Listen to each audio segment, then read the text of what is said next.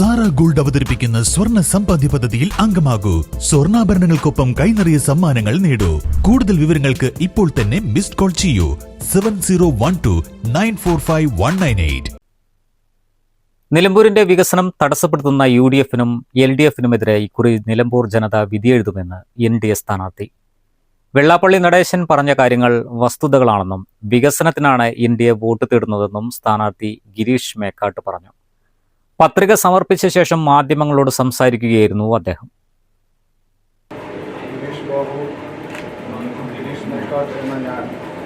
നിയമസഭയിലെ അംഗത്വം വഹിക്കുന്നതിന് ഒരു സ്ഥാനാർത്ഥിയായി നാമനിർദ്ദേശം ചെയ്യപ്പെട്ടിരിക്കുന്നതിനാൽ നിയമമനുസരിച്ച് സ്ഥാപിതമായിട്ടുള്ള ഇന്ത്യൻ ഭരണഘടനയോട് ഞാൻ യഥാർത്ഥമായ വിശ്വാസവും പൂർവ്വം പുലർത്തുമെന്നും ഇന്ത്യയുടെ പരമാധികാരവും അഖണ്ഡതയും ഞാൻ നിലനിർത്തുമെന്നും ദൈവത്തിൻ്റെ പേരിൽ പ്രതിജ്ഞ ചെയ്തു.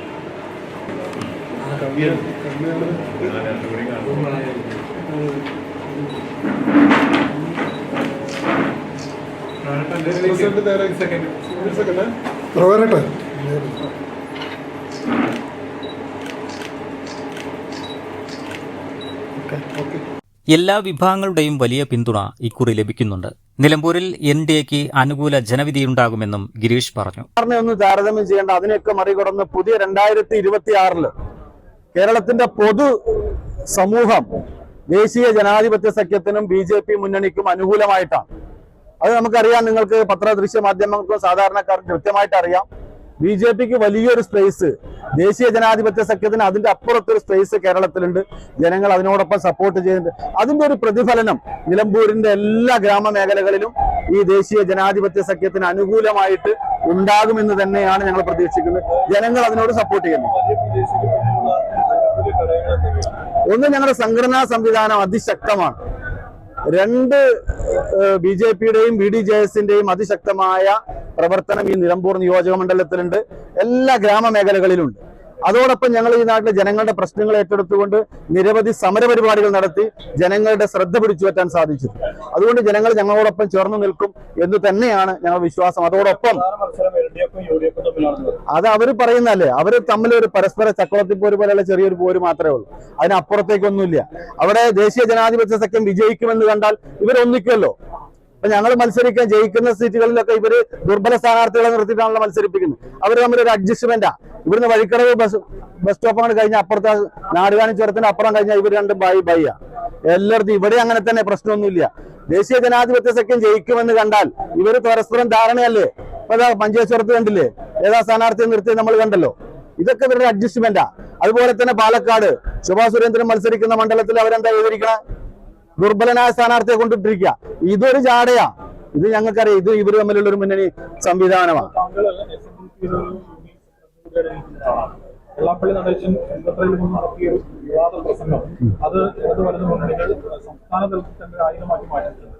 ആ രീതിയിലൊക്കെ ഒരു ന്യൂനപക്ഷ ഏകീകരണം മറുപക്ഷത്തുണ്ടാകാനുള്ള സാധ്യത. ഇവിടുത്തെ ജനങ്ങൾ അങ്ങനെ ന്യൂനപക്ഷവും ഭൂരിപക്ഷത്തിന്റെ പ്രശ്നമൊന്നുമില്ല. പ്രശ്നങ്ങളെ മനസ്സിലാക്കുന്ന വെള്ളാപ്പള്ളി നടേശൻ പറഞ്ഞ കാര്യം എന്താ? ഇവിടെയുണ്ട് മുസ്ലിം ലീഗ് എന്ന് പറഞ്ഞ രാഷ്ട്രീയ പ്രസ്ഥാനം കാണുന്ന അപ്രമാദിത്വം ഈ നിലമ്പൂരിലെ ജനങ്ങൾ അനുഭവിക്കുന്നുണ്ട്.